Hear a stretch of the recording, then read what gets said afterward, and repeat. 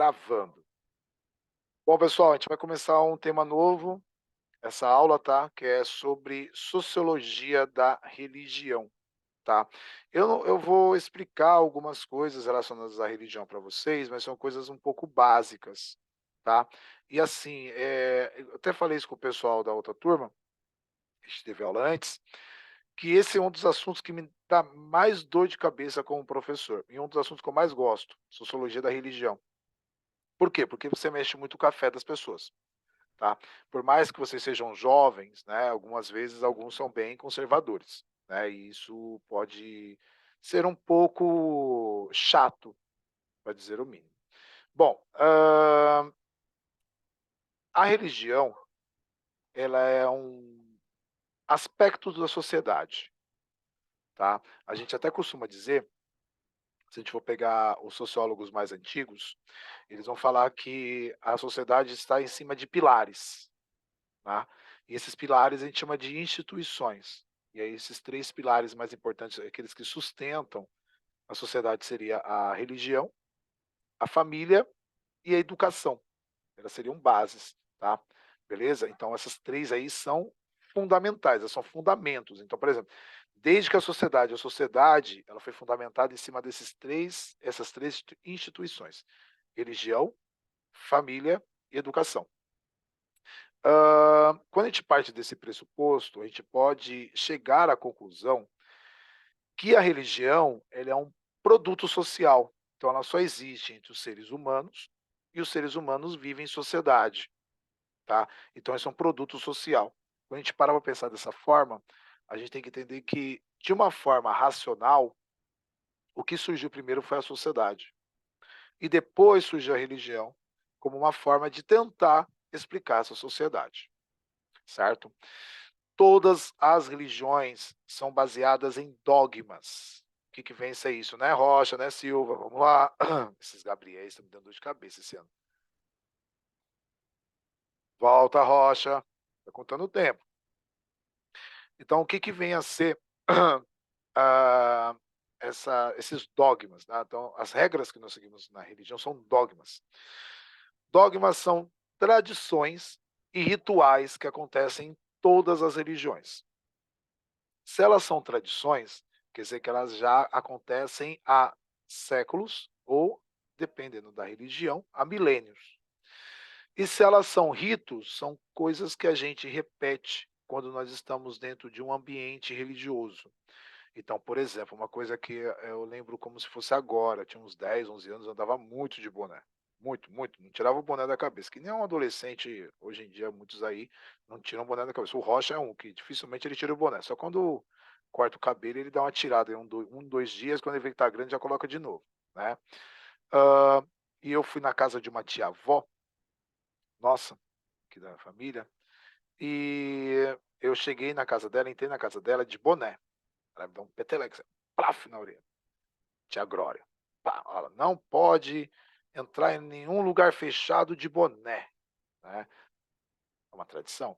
Então, lugares fechados não se entra de boné. Então, igreja, então, piorou, ela falou para mim. Né? E você não pode entrar. Tem que ser lugares adequados. Na rua você usa boné, dentro de casa você não usa boné. Deu uma bronca em mim. Você lembra disso aí como se fosse hoje. 30 anos não lembro disso. Porque são tradições. Toda família tem tradições. Todo mundo que segue a religião tem tradições. O católico, por exemplo, tem a tradição de fazer o sinal da cruz na frente da igreja. Quando passa na frente do cemitério, né? Ou quando vê alguma coisa meio assustadora, que é aquela ideia do se benzer, certo? Então, aí religiões diferentes vão ter tradições diferentes. Claro que eu vou sempre tentar aí explicar melhor essas tradições a partir do catolicismo, que é a religião a qual eu frequento. Tá? Então fica uma coisa mais no ar. Alguns também são católicos, já falei isso várias vezes, eu não tenho nenhum tipo de preconceito contra a religião, contra a questão de gênero, eu sou um cara preconceito muito baixo. Mas sempre, quando a gente para discutir sobre isso, isso pode constranger ou irritar algumas pessoas. Então isso é um assunto que a gente tem que entender que ele é um pouco delicado, tá? Eu tento sempre usar as palavras mais corretas aí para não deixar ninguém constrangido ou nervoso comigo, mais do que já são. Professor, Oi, fala. Já teve então, tipo, com o senhor, alguma vez em algum ano, tipo, um trabalho que o senhor passou e que, tipo, por conta dele ser um trabalho que envolvia religião, tipo, a pessoa não querer fazer ou, tipo, se recusar? Várias vezes, várias. Quando, a gente deixa bem claro, por exemplo, né, Vinícius, assim, você tem vários trabalhos para fazer. Se você deixar de fazer um dos trabalhos, ela não vai comprometer a sua nota. Você não vai ficar com nota vermelha, desde que você vai bem nos outros trabalhos, nas outras provas, etc e tal. Não, mas às vezes os pais são meio intransigentes, eles falam: "Não, mas eu quero que o senhor dê outro trabalho diferente, que pi-pi-pi", eu falei: "Não posso". E eu estava até falando com o pessoal do sétimo, né, o pessoal do sétimo está vendo cultura africana comigo, né, alguns já tiveram aula no sétimo, lembram que é um conteúdo do sétimo ano, você fala dos povos que constituem o Brasil. Então a gente fala sobre o candomblé. Então tem pai que não admite que o filho ouça, fale ou diga algo sobre o candomblé. Eu compartilho da ideia que não é porque você sabe de algo que você vai fazer algo, né, mas o importante do saber é você saber como lidar. Então, por exemplo, vocês sabem o que é droga, mas vocês não usam droga. Vocês sabem o que é homossexualidade, mas eu tenho que eu acho que individualmente cada um escolhe a sexualidade que questão de sexualidade que mais quiser. Vocês sabem o que é religião, vocês seguem a religião que bem entender. Só que a gente não pode muito questionar o que os outros fazem, os que os outros decidem, os que os outros querem. A gente fica muito nessa imparcialidade de querer controlar, comandar, e aí começam as brigas. Então esses desgastes eu já tive várias vezes com vários pais, né, no Coliseu, na escola do estado, que: "Ah, não adianta, não, eu quero outro trabalho", "Não posso, vou ter que fazer esse trabalho". "Ah, mas a minha filha é obrigada a fazer trabalho?". "Não, sua filha não é obrigada, seu filho não é obrigado a fazer o trabalho. Se o senhor acha que isso vai prejudicar a educação religiosa do seu filho, não precisa fazer". "Ah, mas ele está sendo prejudicado". Eu falei: "Não está, senhor, eu estou dentro de uma diversidade". Porque vocês que têm aula comigo há muito tempo, vocês sabem que eu sou bem politicamente correto nessa parte, eu não vou fugir, eu não fujo da briga, eu não fujo do debate, mas eu também não abaixo a cabeça. Se eu tiver certo, eu sou aquele cara que vai até o final, a pessoa vai tentar e dificilmente ela vai mudar a minha opinião, meu ponto de vista. Faz anos que alguém não muda a minha opinião, viu. Olha, por isso que por isso que eu falo que eu sou o professor mais chato da escola. Mas vamos lá. Vou colocar algumas características para vocês, tá. Então, por exemplo, ó, a religião impõe regras, e não apenas sobre a forma de rituais e tradições. As regras religiosas incluem normas para alimentação, para o casamento, para a vestimenta, para a criação dos filhos e até para a morte, tá? Então nós vivemos essas tradições, esses rituais, que são os dogmas, tá? Não é somente como você se comporta dentro da instituição religiosa, mas se você leva muito, muito a sério a religião, ela tem conceitos para todos os acontecimentos da sua vida. Então você vive a religião, tá? Bom, judeus ortodoxos vestem-se com casacos pretos, tá? Usam barba e cachos laterais, tá? Chapéus e o tsi-tsi, que é um colete com franja que deve ser usado debaixo da camisa. O colete não é por cima da camisa, o colete é por baixo da camisa, tá? Judias ortodoxas usam perucas ou cobrem totalmente o cabelo com lenços. Muçulmanos, muçulmanas, né, desculpa, cobrem o corpo e o cabelo, e para isso usam o hijab e o niqab. O hijab é a roupa, o niqab é o lenço. Dois diferentes tipos de véus. E muçulmanos e judeus não comem carne de porco, tá? Uma coisa que muita gente sempre discutiu já comigo é assim: professor, eu já vi falar tantas vezes do negócio de judeu, mas eu não entendo o que é judeu. Não entendo até hoje. Pessoal, judeu é uma religião, o judaísmo é uma religião consanguínea, então ela é baseada na hereditariedade. Você não se torna judeu, você nasce judeu. Você pode até se converter durante a sua vida, mas você nasce judeu. Se você é filho de judeu ou de judia, você é judeu. Isabela, Gustavo, câmera, bora. Não tem problemas, ô Vinícius. Se você é filho de judeu ou de judia, parabéns, você nasceu judeu. Tá? O islamismo você pode se converter, não tem problema, mas o judaísmo você já nasce. Ô, Então é professor, uma. Oi, fala, Juan.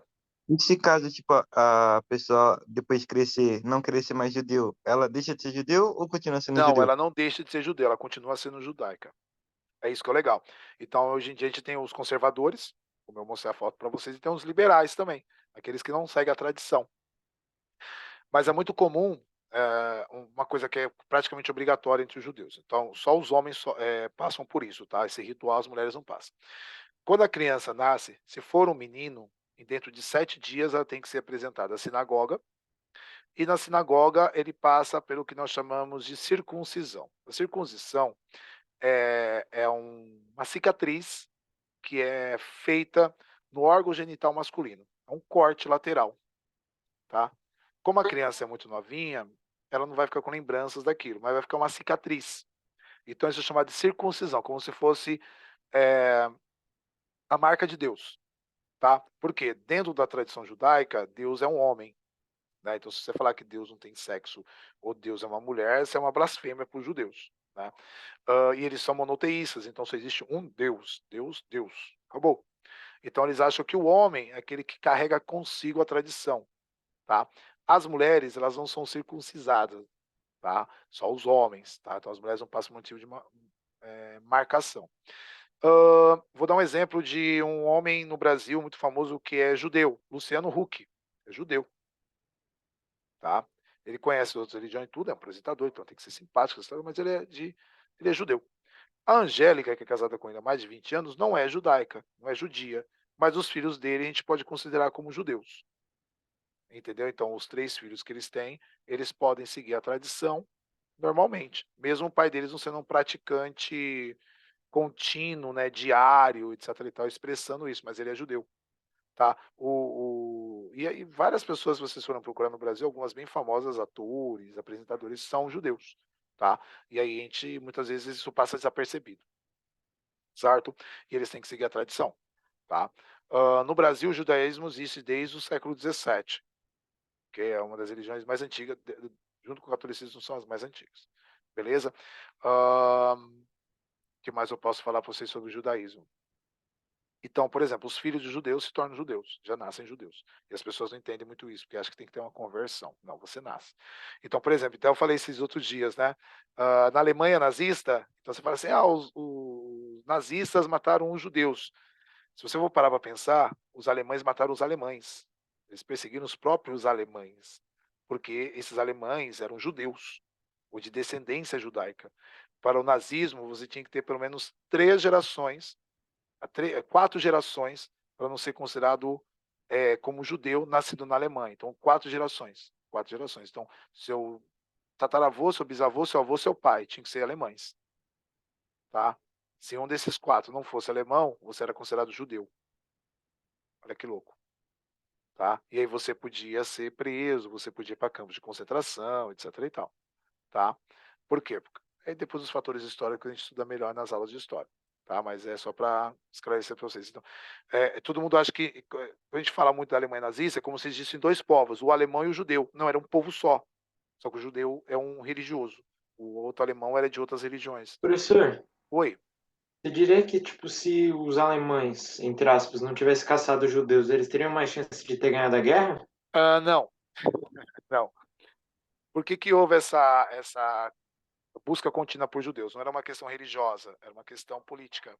Tá? Os judeus, eles eram uma elite mais liberal dentro da Alemanha, e eles não apoiavam o nazismo.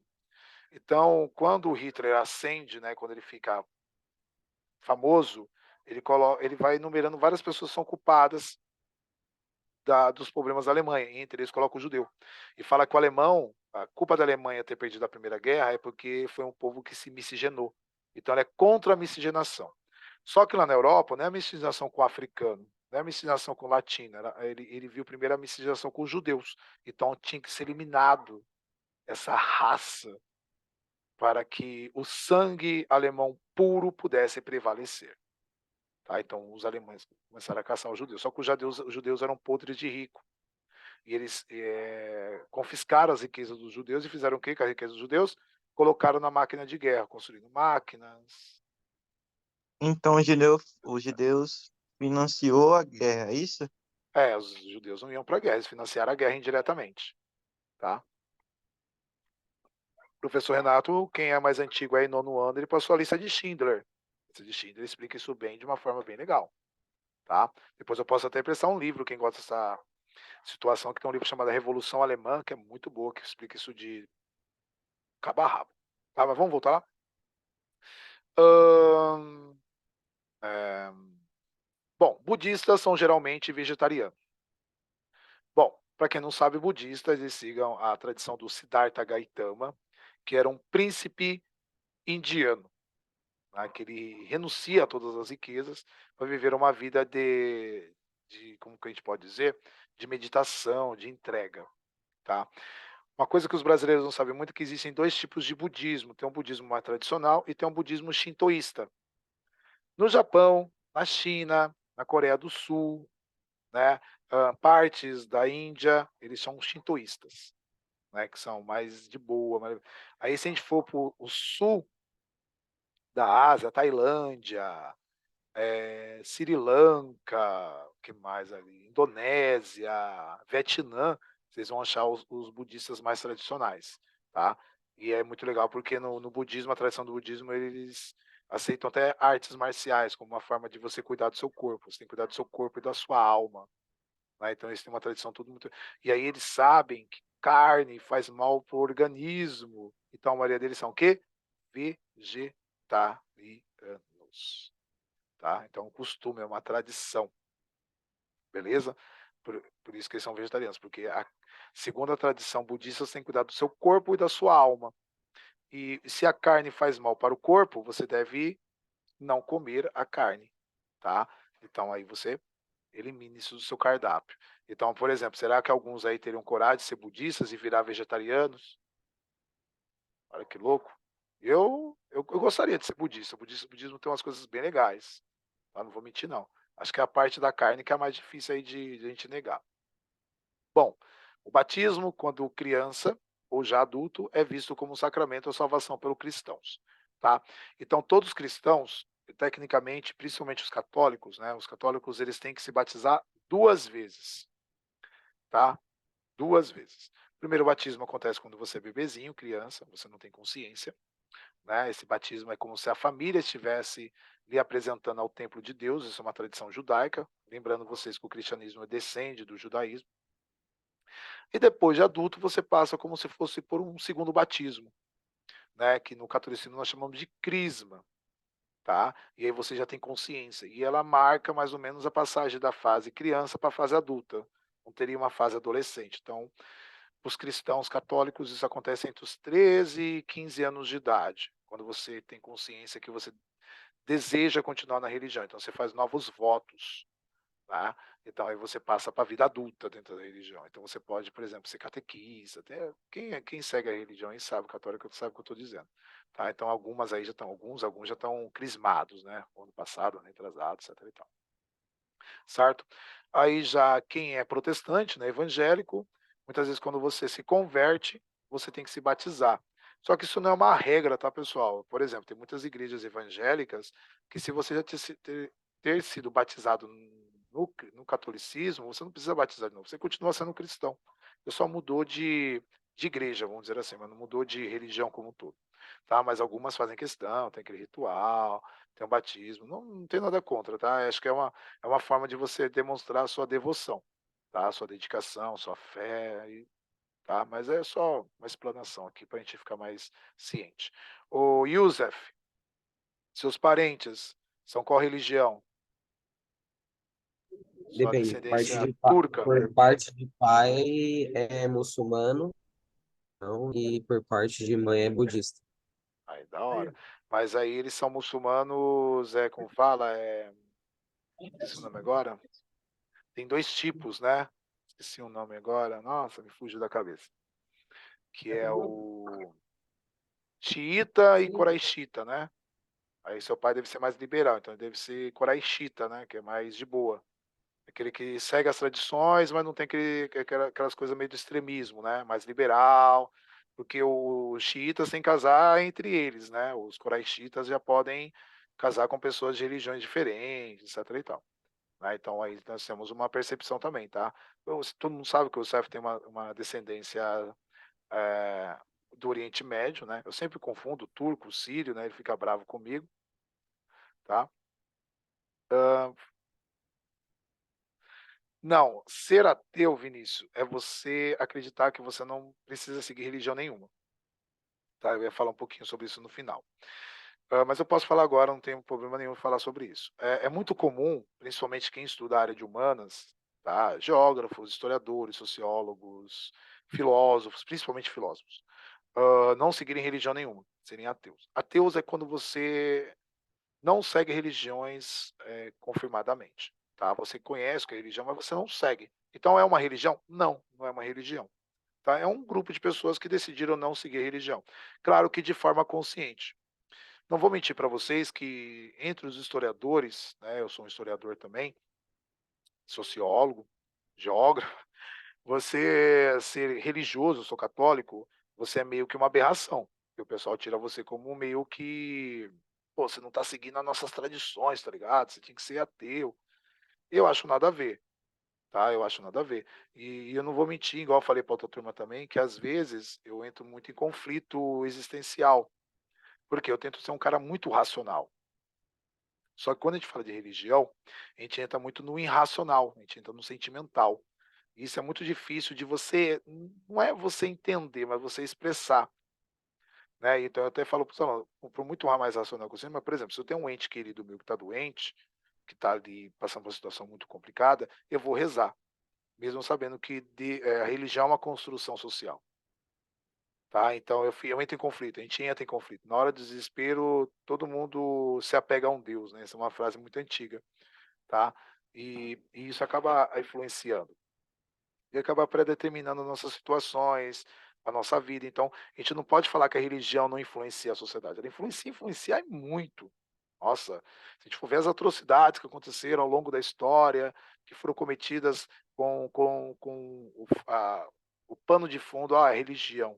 Deus está me imbuindo de fazer isso, uma divindade está me imbuindo de fazer isso.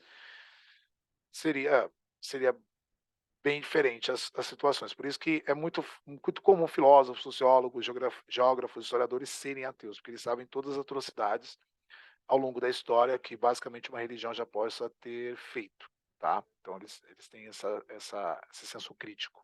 Alves, volta para a aula, Alves. Alves, Alves, Alves. Vamos lá, rapidinho, agora dá para acabar. Bom, no judaísmo, Bar Mitzvah é a cerimônia em que o menino judeu é chamado para ler o Torá diante da comunidade, marcando então a sua maioridade. Tá? O candomblé reverencia entidades que representam as forças da natureza, por meio de danças e oferenda, e às vezes com sacrifícios de animais. Vamos lá, aqui tem agora os Amish. Os Amish são religiosos cristãos, radicais protestantes, que vivem nos Estados Unidos e no Canadá. Tradicionalistas e conservadores proíbem, entre outras coisas, o uso de equipamentos eletrônicos. Eles não usam nem celular. Automóveis, eletricidade e botões nas roupas. Podem ser reconhecidos pela indumentária, né, que são as roupas, já que as mulheres usam capuz branco e os homens ternos e chapéus pretos. Tá? Nos Estados Unidos que existem muitos esses grupos religiosos mais conservadores, tá? São grupos, né? São pequenas comunidades. Então aí, né, ó, apesar da perspectiva sociológica hegemônica recusar a noção de superioridade de qualquer manifestação religiosa, a ideia de uma hierarquia entre as religiões alimentou grande parte dos movimentos de catequização e evangelização que ocorreram a partir do século XVI e que ainda hoje acontecem em alguns lugares da África e da Ásia. De acordo com Costa, 2017, o olhar sociológico obriga a análise de aspectos sociais da religião. Não à toa, o tema foi tratado pelos sociólogos, os clássicos da sociologia, desculpa, tais como Durkheim, Weber e Marx. A seguir, discutiremos a respeito dessas diferentes abordagens. E aí o seguinte, pessoal, vamos lá. O que eu ia falar? Se a gente pegar, né, por exemplo, existe uma religião melhor que a outra? Não, não existe. Só que a gente analisa, então, o impacto que as religiões elas causam na sociedade. Tá? Na aula de hoje, como eu expliquei no começo, a gente tem que entender que a religião é uma construção social. Tá? E se ela é uma construção social, ela é uma construção do ser humano vivendo em sociedade. Por mais religioso que a gente seja. Então, eu sempre costumo dizer para todo mundo separar o racional do emocional. Religião tem uma base muito simples, que é a fé.